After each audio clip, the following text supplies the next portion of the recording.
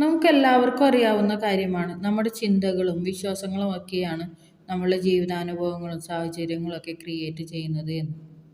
നമുക്ക് ഇഷ്ടപ്പെട്ട രീതിയിൽ ജീവിക്കാൻ അല്ലെങ്കിൽ നമ്മൾ ആഗ്രഹിച്ചതെല്ലാം സ്വന്തമാക്കാനായിട്ട് നമ്മൾ ലോ ഓഫ് അട്രാക്ഷനിൽ പല ടൂൾസ് ആൻഡ് ടെക്നിക്സ് ഉപയോഗിക്കാറുണ്ട്.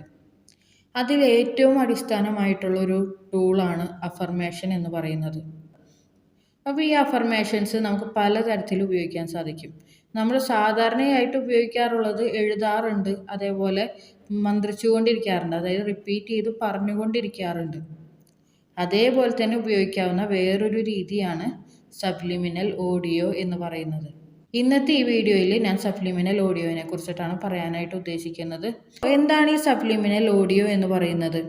പോസിറ്റീവ് അഫർമേഷനുകൾ പ്രത്യേകതരം തരംഗദൈർഘ്യത്തിൽ വളരെ അവ്യക്തമായിട്ട് എംബഡ് ചെയ്ത് തയ്യാറാക്കുന്നതാണ് സബ്ലിമിനൽ ഓഡിയോ എന്ന് പറയുന്നത്.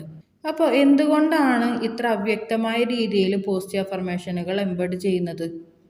കാരണം ഇത് നമ്മുടെ ബോധമനസ്സിന് വേണ്ടിയിട്ടല്ല നമ്മൾ ക്രിയേറ്റ് ചെയ്യുന്നത്. ഉപബോധ മനസ്സിലേക്ക് ആഴത്തിലിറങ്ങിച്ചെന്ന് നമ്മളുടെ സബ് കോൺഷ്യസ് മൈൻഡിൽ രൂപപ്പെട്ടിട്ടുള്ള വിശ്വാസങ്ങളെ മാറ്റി എഴുതി പുതിയ വിശ്വാസങ്ങൾ ക്രിയേറ്റ് ചെയ്തുകൊണ്ട് നമ്മളുടെ ആഗ്രഹങ്ങൾ സഫലീകരിക്കുന്നതിന് വേണ്ടിയിട്ടാണ് ഇത്തരം രീതിയിൽ ഓഡിയോ ക്രിയേറ്റ് ചെയ്യുന്നത്. സബ്ലിമിനൽ ഓഡിയോസ് കേൾക്കുമ്പോൾ നമുക്കത് മനസ്സിലാകാൻ വേണ്ടിയിട്ട് കൂടുതൽ ഫോക്കസ് ചെയ്യേണ്ട കാര്യമൊന്നുമില്ല. നമ്മൾ ജസ്റ്റ് അത് കണ്ണടച്ച് കേട്ടാൽ മാത്രം മതി.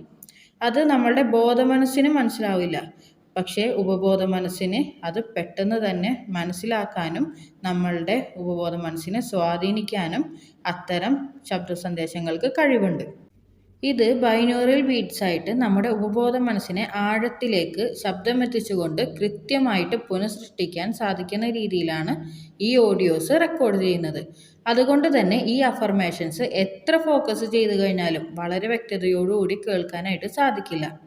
പക്ഷെ അത് നമ്മുടെ ഉപബോധ മനസ്സിനെ ആഴത്തിലേക്ക് ഇറങ്ങിച്ചെന്ന് നമ്മൾ എന്താണോ ആഗ്രഹിച്ചത് ആ റിസൾട്ട് നമ്മളിലേക്ക് എത്തിക്കാനായിട്ട് ഹെൽപ്പ് ചെയ്യും. അതുകൊണ്ട് തന്നെ പൂർണ്ണ വിശ്വാസത്തോടെ നമ്മൾ ഈ ഓഡിയോ കേൾക്കേണ്ടത് അത്യാവശ്യമാണ്. സബ്ലിമിനൽ ഓഡിയോസ് കേൾക്കുമ്പോൾ ശ്രദ്ധിക്കേണ്ട കാര്യങ്ങളാണ് ഇനി ഞാൻ പറയാൻ പോകുന്നത്.